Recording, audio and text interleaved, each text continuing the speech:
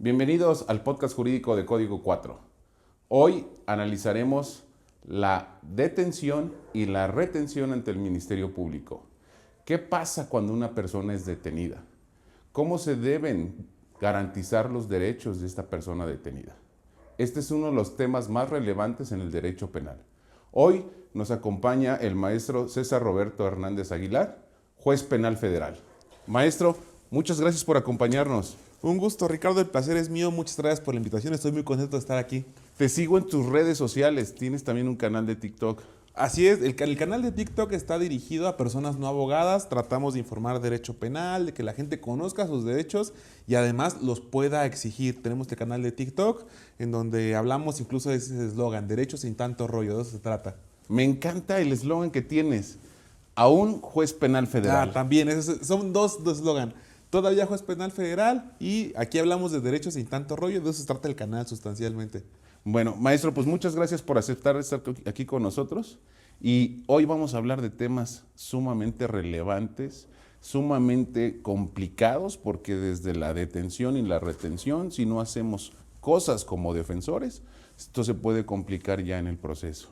Y que aparte nos puede pasar a todos. Esto es algo que todos podemos ser objetos de algún abuso policial, todos podemos ser objeto de detenciones, en algún momento todos podemos llegar ante el Ministerio Público y sí es muy importante, además de que como abogado sepas qué hacer, también que nosotros como ciudadanos podamos conocer nuestros derechos, exigirlos y así saber cuando alguna autoridad pues se está pasando de la raya, por decirlo así.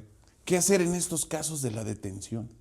Algo que mucha gente no sabe, por ejemplo, mucha gente cuando algún policía se acerca, en automático nos ponemos agresivos o nos ponemos hostiles con el policía. Sin embargo, tenemos también que saber como ciudadanos que los policías también actúan en prevención del delito. Un punto con el que me gustaría empezar ahorita nuestra charla es el tema de la flagrancia, ¿no? El tema donde dicen, solamente me pueden detener si me ven cometiendo un delito. Y si no me ven cometiendo un delito, no me pueden detener. Sin embargo, pues ya nuestra Suprema Corte de Justicia ha interpretado esta figura y ha añadido dos conceptos que es muy importante que las personas conozcan. Niveles de contacto y controles provisionales preventivos. En un nivel de contacto, un policía no va a saber que estás cometiendo un delito. Simplemente es una simple inmediación, como tú y yo platicando ahorita. Claro. Imagínate que yo soy el policía, me acerco y veo que por ahí tienes algo que es metálico, que parecía ser un arma de fuego. Bueno, entonces el policía ya te puede revisar. Y hay una justificación, le llaman sospecha razonable, para él por una cuestión de prevención. Oye, te voy a revisar. Te encuentro un arma de fuego y pasamos del primer al segundo nivel de contacto, que es la restricción provisional al ejercicio de un derecho. Y si eso es un arma de fuego, pues te llevo de inmediato al Ministerio Público y ahí pasamos a un tercer nivel de contacto. Y ahora, algo que también está muy discutido, el tema de los retenes. Sí. Que mucha gente dice, es que está prohibido que un policía se me acerque en un retén. Cuidado con eso, porque la Suprema Corte también ya explicó en esa famosa tesis de los controles provisionales preventivos que hay un control provisional preventivo en grado menor y control provisional preventivo en grado superior. Es decir, un policía, por cuestiones de prevención del delito, puede acercarse contigo sin invadirte, claro, y con su lamparita una revisión superficial, joven, todo bien, ¿a dónde va? Pero cuidado que en tu vehículo él vea algo que pueda ser o pueda generar una sospecha razonable. Ahí el policía ya puede pasar un control provisional preventivo en grado superior y ahora sí revisar tu vehículo. Entonces, eso es muy importante que la gente sepa. Y a la postre hay la famosa flagrancia, las famosas detenciones de las que tú o yo o cualquier persona pudiera ser objeto. Está muy interesante ese tema. Entonces, podríamos decir que hoy en día los retenes que hacen la Guardia Nacional, el Ejército, las policías estatales, municipales, etcétera, esos retenes pudieran estar considerados como legales. Claro que tendría que estar justificado, es decir, debe alguna autoridad ordenarle que hagan un retén por una cuestión de prevención, porque en esa zona, por ejemplo, se ha advertido que es muy posible la comisión de un delito o es muy reiterado que hay transportes, no sé, de narcóticos, hay tráfico de armas o es una zona delincuencial. Ojo, los policías no se pueden meter a revisar nuestro vehículo, pero sí pueden hacer una revisión superficial, que se acercan a ti y te digan, ¿a dónde vas? Bueno, voy a tal lugar, no pasa nada. Ojo, el policía no se puede meter a tu carro a revisar porque ahí sí solamente lo puede hacer si hay una justificación. ¿Y cómo le llamamos los abogados? Sospecha razonable. Y si no hay sospecha razonable, él no puede revisar tu vehículo. En sí mismo, el retén no sería inconstitucional si el policía respeta los controles provisionales preventivos, que es algo que debemos conocer todos, abogados y no abogados. Sí, porque esto me puedo yo subir a un vehículo de un amigo y resulta que en el vehículo hay un arma de fuego que yo no lo sé. Llegamos a un punto de revisión, a un retén, ven ese control provisional preventivo, ven alguna botella de vino al interior y ya podría dar la pauta para que el policía pudiera revisar ya el interior del vehículo. Pero ¿qué pasaría con esa arma de fuego? Si el policía, por ejemplo, sí respeta los controles provisionales preventivos, ese aseguramiento del arma sí sería un aseguramiento legal. Pero, por ejemplo, si el policía así, ¿por qué lo decidió y por qué él se le ocurrió y dice, bájate? Si el policía hace eso, en automático, aunque encuentre droga, aunque encuentre armas, ese hallazgo ya sería ilegal, porque él violó los controles provisionales preventivos. Por eso es muy importante que capacitemos a nuestras policías, porque el policía no puede hacer lo que quiera. ¿Y qué pasa en México? Lamentablemente hacen lo que quieren. Vas tú en tu camioneta, llegan, se meten y te revisan sin justificación alguna. Como ciudadanos tenemos que exigir primero cuál es la justificación razonable. ¿Cuáles son los ejemplos que nos pone la Corte? Nos pone la Corte 3 ejemplos. Infracciones de tránsito. Si tú tienes una infracción de tránsito, hay una sospecha razonable porque te pasaste 4 altos, dices, ¿por qué lo haces? La segunda es porque una vez en esa revisión superficial, tú adviertes un actuar evasivo. Y la tercera razón es porque tú tienes un actuar desafiante o tienes alguna actitud inusual que los policías cualquier cosa lo ven como inusual y eso es lo que genera a veces la ilicitud del indicio y que se caigan los asuntos, cuando hay personas que sí están cometiendo delitos y que quizás sí deberían estar en un proceso penal. Sí, desafortunadamente la falta de capacitación a nuestros policías en el llenado del informe policial homologado desde ahí y pues bueno, ellos echan la pelotita después al Ministerio Público y después el Ministerio Público lo judicializa el asunto y llega con ustedes como jueces donde ves el asunto que está, perdón, como decimos coloquialmente, con las patas. Con las patas. ¿Y qué sucede? Pues que tienes que darte una libertad. Sí, que aquí hay varios elementos para decretar una libertad. Si la flagrancia, la detención es ilegal, lo que tenemos que hacer como jueces es ordenar la libertad de inmediato. Pero no en todos los casos decretamos la libertad. Por ejemplo, y es otro tema que íbamos a platicar, la famosa demora en la puesta a disposición. Si un policía, por ejemplo, nos detiene, ¿no? Ojalá que nunca nos pase, No. ojalá que nunca. Pero imagínate que un policía te detiene porque dice que cometiste un delito. El policía tiene la obligación de inmediato de llevarte a la agencia del Ministerio Público más cercana, obviamente la agencia competente. Pero si un policía te está paseando, si un policía te quiere sacar información para investigar, o un policía realmente lo que hace es, yo te detengo y en lo que llego al MP veo que investigo, pásame tu teléfono, vamos a ver qué otras pruebas tengo.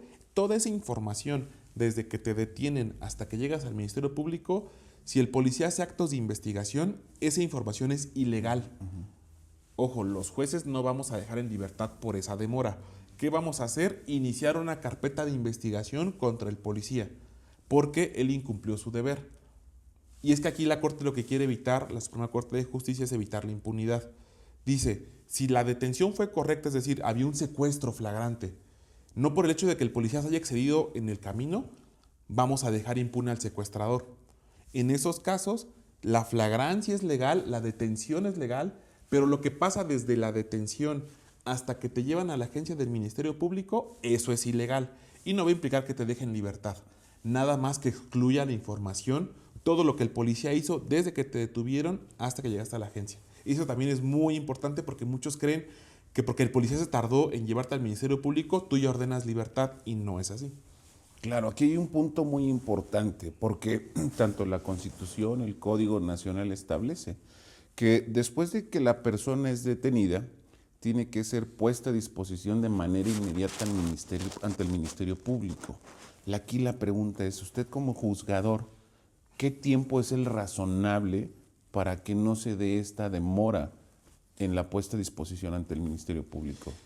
Es imposible tasar un tiempo porque hay detenciones que están justo en las zonas periféricas de la ciudad, a horas donde tú sabes que la Ciudad de México es un caos de tránsito y es imposible pedir al policía que se tarde 20 minutos. Si yo, por ejemplo, fijo como plazo siempre 20 minutos, es muy probable que yo declare mucho tiempo ilegal. Entonces, la Corte ahí nos dice, tiene que ser caso por caso. Por ejemplo, el policía, ¿quién tiene que justificar por qué se tarda? Siempre tiene que ser el policía y después el Ministerio Público. El policía tiene que justificar que había tránsito, el policía tiene que justificar la distancia, el horario, y algo que también es algo que no es muy común que se haga, pero que debería hacerse porque está en la ley, es el famoso Registro Nacional de Detención, donde el policía va a trazar todo ese camino, desde que te detienen hasta que te ponen a disposición. ¿Para qué?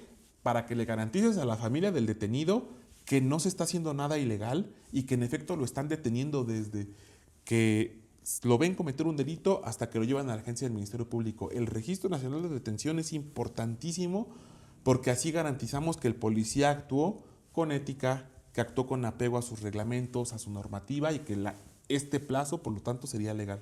Claro que este es un tema que muchos abogados perdemos de vista. No revisamos este Registro Nacional de Detenciones.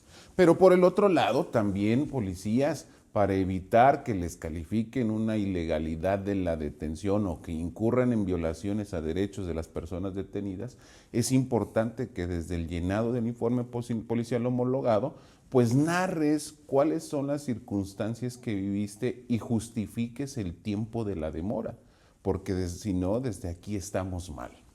Así es. Si las cosas se hacen mal, van a terminar mal.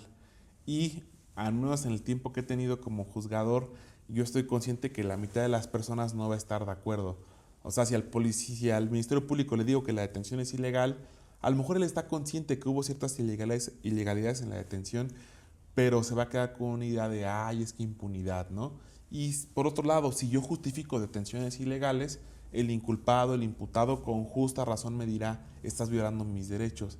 Tenemos que respetar los derechos de todos y si todos hacemos nuestro trabajo con debida diligencia, con profesionalismo y estando conscientes de los límites legales y constitucionales de nuestro actuar, pues todo sería diferente.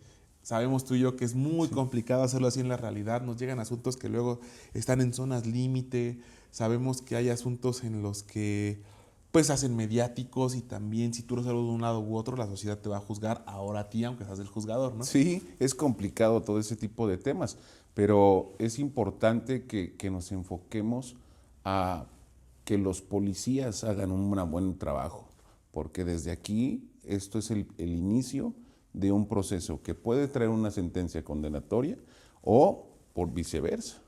Y es que el tema de la detención, tú lo sabes, en el sistema penal cada etapa tiene su función. Hay una etapa específica donde analizamos el control de la detención.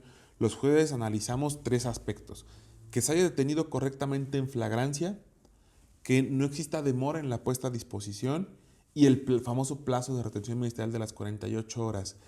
Esto es una etapa, pero por ejemplo en juicio, a pesar de que ya pasó esa etapa, claro que se puede debatir porque puede ser tu estrategia como abogado decir, la detención fue ilegal y yo te voy a traer a los policías como testigos para evidenciar que lo que dicen los policías que hicieron bien, no lo hicieron bien. Y entonces eso puede llevar a una sentencia absolutoria. Son tres factores los que tomamos en cuenta en esa etapa y aquí el consejo a los abogados es siempre abocarse a los tres puntos. El tema de la demora, a lo mejor no tanto en decretar la libertad de su cliente, pero sí para excluir información, esos datos, esa evidencia, para que ya no pase otras etapas. Sí, la detención y la retención son cosas distintas, ¿no? La detención es el momento de la comisión del hecho delictivo, para que quede un poquito más claro, y la retención es el tiempo desde que pasa de la detención y puesta el Ministerio Público y después el tiempo que lo tiene el Ministerio Público. Los dos podrían darnos la nulidad de algún dato de prueba, pero no los dos nos va a dar la libertad. Pero del otro lado del Ministerio Público, ¿cómo debemos de garantizar los derechos de esta persona detenida? Como Ministerio Público hay algo muy vital, la clasificación del hecho, porque de ahí depende que el asunto pase con un juez o no. Hay un artículo, el artículo 140 del Código Nacional, que le da libertad al Ministerio Público para que él a su vez diga, esta persona pues tiene casa, esta persona no se va a fugar, tiene asiento de familia, no va a obstaculizar el procedimiento y por lo tanto pues mira, te voy a dejar en libertad y ya después voy a pedir audiencia con el juez, pero tú ya vas, ya más fresco, el juez te cita un día, una hora. O el Ministerio Público puede decir, ¿sabes qué? Este asunto lo voy a llevar con detenido ante el juez. Y aquí es donde muchas familias se preocupan y con justa razón, porque ¿cuál es la regla en las fiscalías? Y aquí voy a meterme en otro tema que no es el de la charla. La prisión preventiva. Si el delito por el cual te están investigando es de prisión preventiva oficiosa, para los que no son abogados, prisión preventiva oficiosa es estar en la cárcel desde que inicia tu proceso hasta el final sin discusión, sin que se debata si eres peligroso, sin que se debata si vas a poner en peligro a la comunidad u obstaculizar el procedimiento. Pero aquí el tema es si el delito por el cual te están iniciando la investigación es de prisión preventiva oficiosa, cuidado porque ya vas a pasar con un juez. Y si pasas con un juez y te vincula a proceso y decreta que es legal tu detención, es muy probable, depende del criterio de cada juez, que ahora sí estés todo tu proceso en prisión. El tema que tocas es importantísimo porque está en las manos del fiscal esa clasificación del hecho. Claro que no es discrecional, no es que pueda hacer lo que él quiera, pero en algunos casos, depende de la clasificación que se haga, el delito puede ser de prisión preventiva oficiosa o no de prisión preventiva oficiosa. Y ahí está el debate. Tú como Ministerio Público, creemos que el Ministerio Público, toda la sociedad piensa eso, que su única función es acusar. Yo a fuerza tengo que acreditar un delito, pero no es así. El Ministerio Público tiene que regirse bajo el deber de lealtad y objetividad. Él no representa a la parte acusadora, él representa a la sociedad. Y como representante de la sociedad, él debe ser consciente de decir, no, pues es que esto no es delito, lo baja en libertad. O es que esto es un delito que no es grave, no es un delito calificado, es en grado de tentativa. Entonces lo voy a dejar en libertad y después lo llamamos. Pero no pasa eso.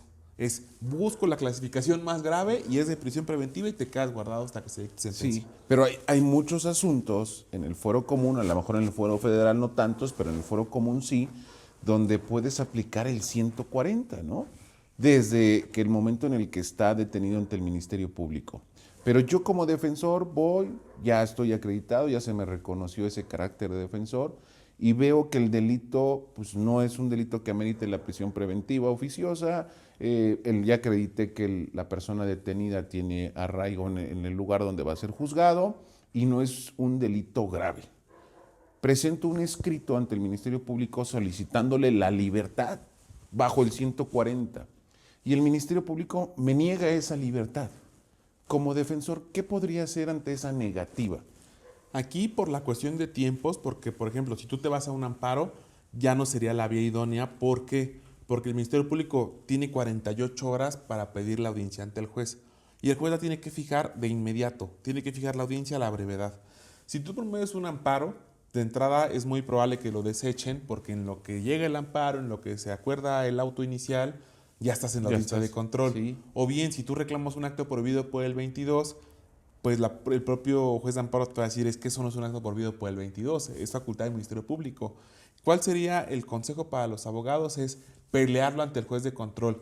Y en lo que inicia la audiencia ante el juez de control, ya estar buscando aquellos elementos del 168, 169 y 170 del Código Nacional, que para las personas no abogadas es acreditar asiento de familia, arraigo determinado por el domicilio, también el tema de que siempre uno está pendiente de sus citaciones, no incumplimiento de medidas cautelares previas, comportamiento de la persona detenida después de la detención, muchas reglas que a pesar de que eso es cierto, también es innegable, la carga para acreditar que la persona va a estar en prisión es del fiscal. Pero, pues a veces, así es nuestro sistema de justicia, cada juez es un mundo. Y ustedes como abogados yo los comprendo porque ustedes se enfrentan a cada criterio que dices, mejor hay que prepararnos, mejor hay que estar listos para que nuestro cliente tenga el mejor trabajo e ir preparando eso. ¿Para qué? Para que si es que llegan a dictar vinculación a proceso, que ojalá si el cliente no lo amerita, pues que no se le dicte, pues que esa persona pues ya tenga el respaldo de los requisitos del 168 para que él pueda llevar su proceso en libertad. Claro, pero no perder esas oportunidades que nos da el Código Nacional de intentar la libertad de la persona detenida. Pero realmente lo dijo, nosotros como defensores nos enfrentamos a muchos problemas. Aquí hay otro que viene a colación con el tema de la retención. Esta persona ya fue puesta a disposición del Ministerio Público Y pues yo llego como abogado y le digo, pues voy a representarlo. Pero para que pueda representarlo, pues, el único que me puede dar esa designación es la persona que está detenida. Le digo al Ministerio Público, dame un pase para entrar a verlo y que me firme la designación. No, no puedo. Tiene que hacerlo tu familiar. Ya. Logramos que el familiar pueda entrar a visitarlo, se hace el escrito donde nos designan y entonces ya lo presentamos al Ministerio Público. Y el Ministerio Público en ese momento nos niega el acceso a la carpeta de investigación. ¿Qué podemos hacer? Ese es otro detalle que también pasa mucho y obstaculiza también nuestras audiencias, porque eso es de su lado, pero cuando nosotros iniciamos la audiencia y ustedes no están impuestos, pues nosotros necesitamos desahogar esa audiencia porque hay más personas que nos esperan. Aquí creo que es un desconocimiento por parte de la Fiscalía, no en todos los casos, nunca me gusta generalizar, cada Fiscalía trabaja de manera diferente. Pues la regla del artículo 218 del Código Nacional, una vez que la persona ya fue detenida, ya fue citada, ya fue objeto de algún acto de molestia, la Fiscalía tiene la obligación de darle los registros a la parte, a la defensa, para que la defensa pues pueda ejercer esos actos para representar al cliente, para representar al imputado. Aquí me ha tocado, porque en un momento estuve en un colegiado, que se promovían amparos y se concedían, pero es que el tema ahora es el amparo. Sí sirve para proteger derechos fundamentales, derechos humanos, pero el tiempo, tú ya estás con el detenido.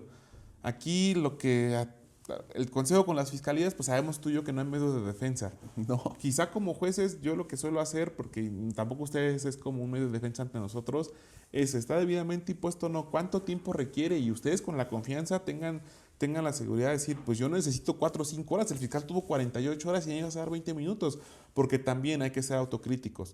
Hay jueces que les dan 10 minutos, 15 minutos, oye, pues el fiscal tuvo 48 horas. Hay que ser también muy empáticos con su función. Lamentablemente no tengo una respuesta de qué se puede hacer porque pues va a sonar muy grosero, pero el famoso recurso de resignación hasta que llegues con el juez, ¿no? Pero son temas a los que nosotros nos enfrentamos, ¿no? Porque estos 48 horas que está detenido ahí, pues hay actos de investigación que requieren la presencia de un defensor. Y lo que hace el Ministerio Público muchas ocasiones es designar al defensor de oficio, pero pues el defensor de oficio está atendiendo otros temas, otros carga de trabajo que ellos tienen, pero atendiendo a la Constitución es un derecho de la persona detenida designar de manera libre a la persona que va a representarlo. Pero eso es nosotros como abogados. Ahora, como en el caso de la familia, que ni a la familia le dan autorización de entrar a verlo, no saben cómo está, no le dicen nada de la carpeta de investigación, son temas muy complicados. Aquí lo que ha funcionado mucho, al menos el tiempo que estuve en amparo, el único amparo que podía servir para eso es el famoso amparo que está previsto en el artículo 15 de la ley de amparo. Ese amparo que es contratos prohibidos por el 22 constitucional por alguna incomunicación. Y ahí ustedes tienen que saber esto, los juzgados de amparo no solamente trabajan lunes a viernes de 9 a 3, no. Hay asuntos urgentes que siempre hay guardias, que si ustedes van a las 11 de la noche, tiene que haber alguien de guardia, o incluso el portal en línea, si ustedes lo presentan como urgente, esas demandas se tienen que erradicar de inmediato. Y una vez que se radican de inmediato, se dice al Ministerio Público que le autorice la carpeta. Aquí el problema es que a veces los ministerios públicos no reciben las notificaciones, que ustedes están pues ya también preocupados porque ya se está venciendo el plazo y seguramente, no me ha tocado estar de tu lado, pero seguramente la familia está desesperada y yo comprendería, con justa razón la familia está desesperada por un sistema de justicia que tiene todas las deficiencias que acabas de comentar. Claro, pero entonces vemos que la deficiencia no está en el juzgado. La deficiencia inicia desde sede ministerial y desde los policías. Desde todos lados. Fíjate que a mí no soy mucho de ay, los jueces hacemos todo bien, porque hay que ser siempre autocríticos. Hay compañeros, hay otros juzgadores que tienen otros criterios muy respetables, pero que a lo mejor alargan el asunto o los dejan ustedes en estado de indefensión. Ah, defensor, y ya se entrevistó con su cliente, pero nada más tiene 5 minutos. En 5 minutos tú no puedes preparar una estrategia de defensa. Hay que ser todos, policías, fiscales y nosotros como juzgadores, ser empáticos con la función de la defensa, también saber que no son expedientes, son personas y que quizá ya tuvieron un proceso tortuoso, no me gustaría llamarles víctimas como sujetos procesales, como que ya fueron víctimas del Estado para que ahora lleguen conmigo como juez y vuelvan a ser ahora víctima, pero de la función jurisdiccional. Sí. Siempre hay que garantizar la igualdad de armas y si la Fiscalía tuvo un tiempo razonable, pues la defensa con justa razón. Sí hay que trabajar muchísimo en fiscalías, muchísimo en policías y también muchísimo nosotros. Esa es una tarea que tenemos pendiente. Sí, complicado porque entre más pasa el tiempo es perjudicial para la persona detenida. Pero ahora, ¿cómo podemos garantizar o hacer que se respeten estos derechos de estas personas? Lo primero es, yo siempre he apostado a la capacitación. Toca mucho que cuando se da capacitación a los policías, los que dan la capacitación a los policías son otros policías. No estoy diciendo que el personal policial no tenga la capacitación, claro que no, pero al menos la capacitación jurídica, de derechos humanos, de cuando detengas a una persona, tú como policía se te puede caer un asunto y hasta te puedes meter en una bronca como policía si te denuncian porque hiciste algo mal. Y me ha tocado también como juez ver responsabilidades de policías que torturan, policías que abusan al momento de las detenciones, que roban al momento de las detenciones, que de pronto el detenido dice, oye, estoy en el juzgado y mi cartera, yo tenía en mi cartera 1,000 pesos y nada, me regresaron mi INE. Sí. Así pasa muy seguido. ¿Cómo podemos cambiar un poco esta inercia? Yo siempre le he apostado a la capacitación. Capacitación de juzgadores, salir de nuestro lugar de la sala, de nuestra toga, vámonos a capacitar a personal policíaco, a las fiscalías. Y por qué no, también desde la academia, empezar a incorporar a los elementos policíacos estas capacitaciones. Y lo segundo es que el gobierno fomente la cultura cívica, que nosotros como ciudadanos conozcamos nuestros derechos. Si nosotros como ciudadanos conocemos nuestros derechos, va a ser muy difícil que alguna autoridad transgreda nuestra integridad, porque así podemos exigir. Tenemos que conocer para poder exigir, porque derechos los tenemos y es indispensable hacerlos valer. Claro, porque ¿qué pasaría cuando ya viene la persona detenida y se da con violación a derechos fundamentales? ¿Qué pasaría con los datos o medios de prueba que se recolectan en ese momento? Vamos paso a paso en cuanto a cada una de las etapas, ajá, ¿va? Mira, cuando hablamos de la flagrancia, si la flagrancia es ilegal, se cae toda la información que haya sido obtenida con motivo de esa flagrancia. Por ejemplo, si yo como policía hago una detención ilegal porque no respeto los niveles de contacto, porque no respeto los controles provisionales preventivos, o porque en realidad no estabas cometiendo ningún delito, o porque la manera en la que yo llegué no es acorde a los derechos humanos, esa información, esa detención en flagrancia es ilegal y todos los datos de prueba o los actos de investigación que se hayan llevado a cabo en esa flagrancia son ilegales. Ningún juez los puede tomar en cuenta y así se caen muchos asuntos. Ahora vamos al segundo punto, en la demora, lo que platicábamos. Si un policía viola derechos desde que te detienen en flagrancia hasta que te llevan al Ministerio Público, ahí la información también es ilegal, pero los jueces no ordenamos libertad. Simple y sencillamente como juez que digo, tu detención fue correcta porque se estaba cometiendo un hecho que la ley señala como delito y eso sí vale. Lo que no vale es todo lo que hizo el policía desde que te detuvieron hasta que te llevan al Ministerio Público y vamos a contar las 48 horas del Ministerio Público. No ordenamos libertad, el asunto continúa pero excluyendo información. Y el tercer supuesto, si el Ministerio Público rebasa las 48 horas y pide la audiencia, aquí hay criterios discrepantes. Van a encontrarse jueces que van a decir, se excedió de 48 horas, es ilegal la retención y por lo tanto te vas libre. Hay otros jueces que dicen, no pasa nada, responsabilidad para el Ministerio Público. Mi criterio es, y eso me ha pasado en audiencias, incluso me pasó una que por 2 o 3 minutos, adiós. Yo cuando se rebasan las 48 horas, esa retención es ilegal porque entonces el Ministerio Público debió ordenar su libertad porque el Ministerio Público tiene 48 horas para decidir si lleva el asunto ante un juez o no. Yo ordeno libertad en esos supuestos y toda la información que haya recabado el Ministerio Público después de las 48 horas que se excedió dentro de su plazo de retención se vuelve ilegal. No lo quiso dentro de las 48 horas porque eso sí es correcto. Así es como analizamos cada caso en cada asunto. Sí, momento a momento, ¿no? Desde el momento que fue detenido. Pero en la práctica nos ha sucedido algo. La persona comete el delito, es puesta a disposición del Ministerio Público, pero resulta que pareciera que está en las tortillas. Hay fila, ¿no? Hay otros más, claro. Más adelante están recibiendo las puestas a disposición. Aquí la pregunta sería, ¿en qué momento empiezan a correr las 48 horas que tiene el Ministerio Público? Aquí hay un debate muy interesante, ya, y después te adelantaré mi criterio. Hay una tesis de jurisprudencia de la Corte, ya que fue antes de la reforma de 2008. En esa tesis de jurisprudencia de la Corte, que es obligatoria para todos los tribunales del país, es las 48 horas corren desde que ponen al detenido a disposición del Ministerio Público. ¿Y cuál fue el argumento de la Corte en ese entonces? Es que al Ministerio Público no le puedes contar un plazo del que él no sabe. Ahora, me he encontrado, porque ya es que en redes sociales, pues ya hay gente que opina sobre cuestiones jurídicas, hay abogados e incluso jueces que dicen, es que las 48 horas no corren desde ahí, corren desde que te detiene el policía. ¿Por qué? Porque ya cambió el paradigma de derechos humanos, porque el artículo primero constitucional y también porque este nuevo modelo acusatorio del artículo 20 constitucional ya cambió todo. Sí y no, o sea, sí tenemos que ver todo con perspectiva de derechos humanos, pero la premisa de esa jurisprudencia, en mi opinión, sigue vigente, porque el Ministerio Público no puede hacerse responsable de un plazo que no conoce. Imaginemos que detienen a alguien en los linderos de Morelos y la agencia federal más cercana del Ministerio Público está a 5 horas o 6 horas y es el día en el que hay más tránsito porque vienen regresando de vacaciones todos de Semana Santa. Me ha tocado estar ahí en esa carretera hasta 11 horas.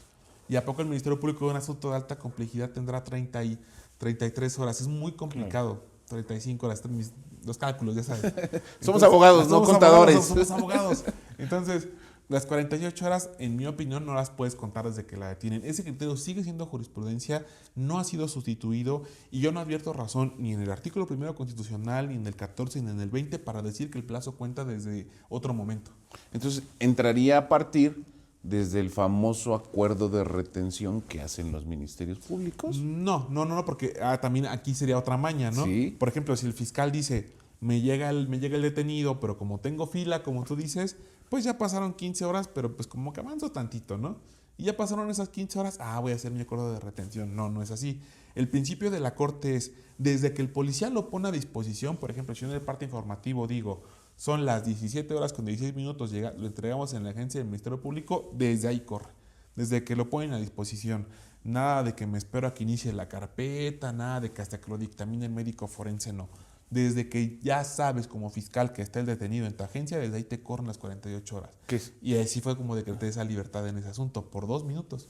Sí. Que entonces empezarían desde que ya está en sede ministerial, desde claro. que está dentro de las instalaciones de la Fiscalía. Ahí empezarían a correr. Incluso el criterio de la Corte es ese, desde que es materialmente a disposición, no jurídicamente, porque jurídicamente es desde el plazo de retención, pero la Corte dice desde que materialmente es puesto a disposición, desde ahí contamos las 48 horas.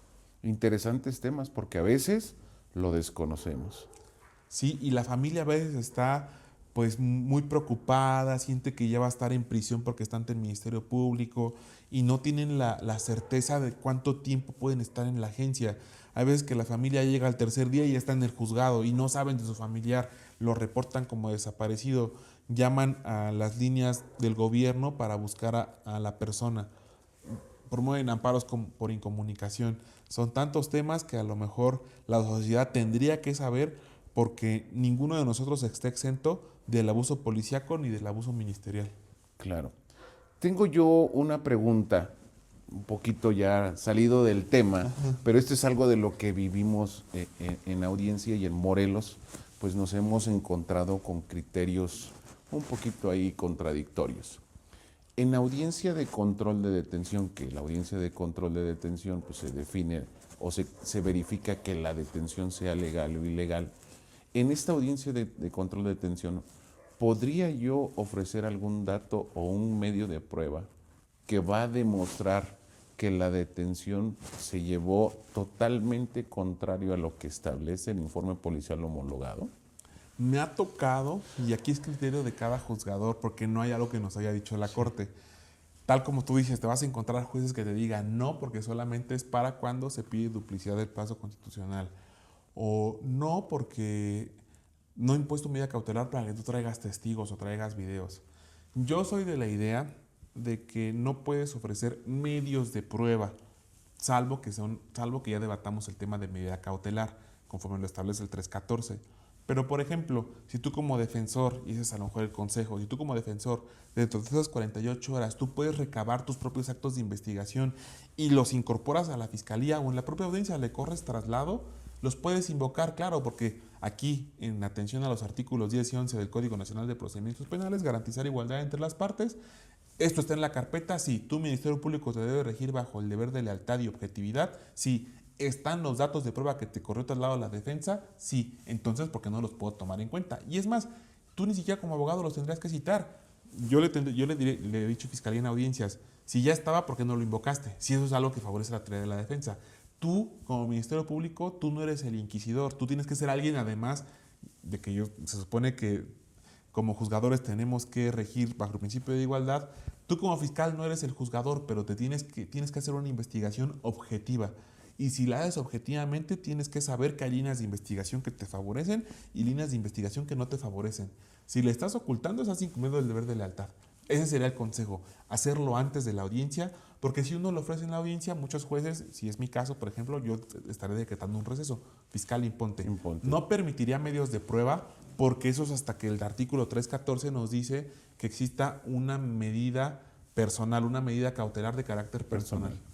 Claro, sí, son temas importantes, Mucho. Son temas que a veces dejamos a un lado. Yo lo digo a título personal, creo que el representante social ha perdido esa figura de ser realmente un representante social, de llevar a cabo una investigación de manera imparcial. Y a nosotros como defensores, pues nos toman como una contraparte, cuando su objetivo, de acuerdo al 20 constitucional apartado A, es el esclarecimiento de los hechos. Pero, señoría, esto lo digo a título personal, porque si no...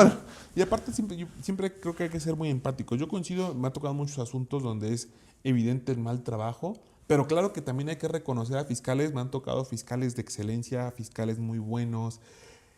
Cada cabeza es un mundo.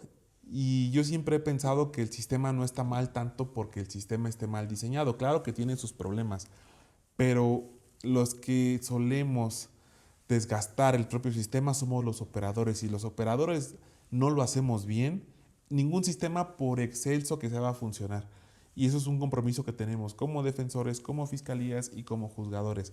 Y claro, como tú mencionas, me han tocado fiscalías que sí se advierte una transgresión de derechos, ocultamiento de información, pero vamos a apostarle a los fiscales o a buscar ese profesionalismo en la función que me ha tocado con claro, muchos fiscales, desde luego. Sí, hay de los dos. Hay de todo. Hay de todo. Señoría, ¿algo más que quisiera usted abordar? Pues a manera de conclusión es, sepan que las detenciones tendrían que ser apegadas a derechos, que ninguna detención de las que ustedes puedan ser objetos tiene que salirse de los lineamientos constitucionales, 14, 16, controles provisionales preventivos, niveles de contacto, sospecha razonable. Otro punto de las denuncias informales, que claro que podrían sostener un asunto siempre y cuando pues se acredite que que existe esa denuncia y que además esa denuncia informal tengamos elementos objetivos para encontrar a la persona. Conozcamos nuestros derechos, exijámoslo, y lo menos que merecemos como ciudadanos es justicia de excelencia.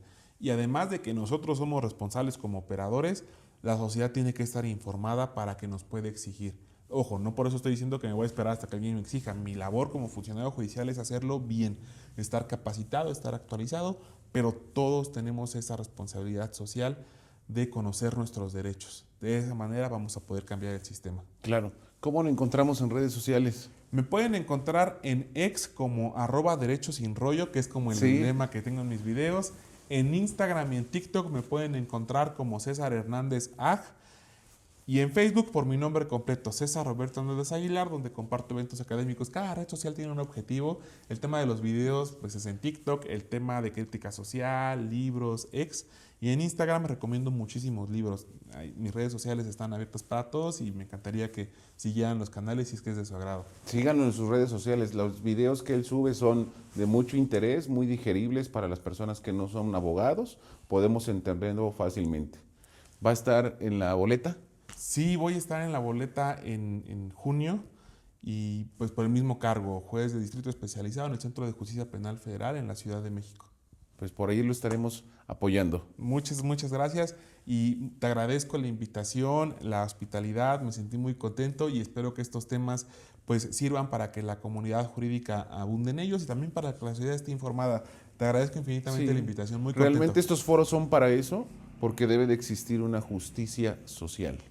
Claro, necesitamos alcanzarla. Es una meta que parece lejana, pero tenemos que luchar por ella. Señoría, pues le agradezco mucho. Al contrario. el Estamos placer en es mío. contacto y espero tenerlo por aquí en un episodio más adelante. Con todo gusto, cuando invites andaré por acá. Gracias.